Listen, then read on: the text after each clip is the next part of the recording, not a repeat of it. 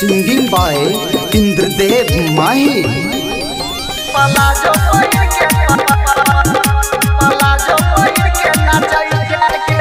अभी आप सुन रहे हैं RR रिकॉर्डिंग स्टूडियो से। कैमरा वाला से तू वीडियो बनेला, डीजे वाला से तू लाइन मरबेला। कैमरा वाला से तू वीडियो बनेला, डीजे वाला से तू लाइन मरबेला। सब छौरा पर गोली चलबै छागे, गाना बजा के तू लाजो न केला। गाना बजा के तू लाजो न केला, पलाजो पहिर के नाचै छागे। गाना बजा के तू लाजो न केला, पलाजो पहिर के नाचै छागे।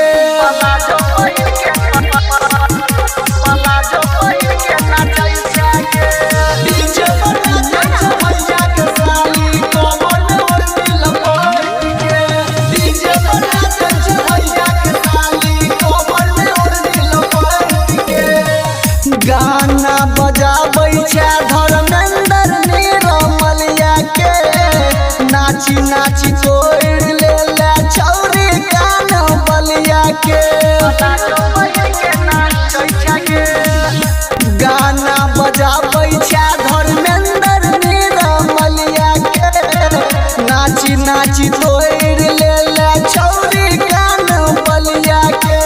कहियो कि तोरा नहीं छौ तोहर जोड़ा, खाली छौरा के फेरा में रहै छागे।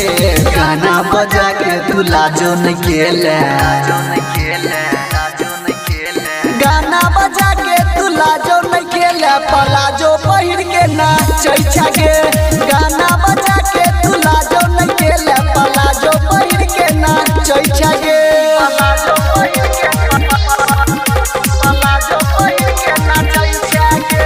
डीजे बजा के भैया के साली कमर में ओढ़नी लपेट के। डीजे बजा के भैया के साली कमर में ओढ़नी लपेट के।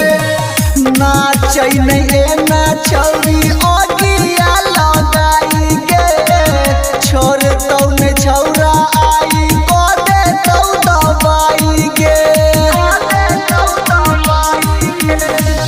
नाचै नहीं एना छौरी ओगिया लगाई गे, छोड़ तौ ने छौरा आई को दे तौ दबाई गे।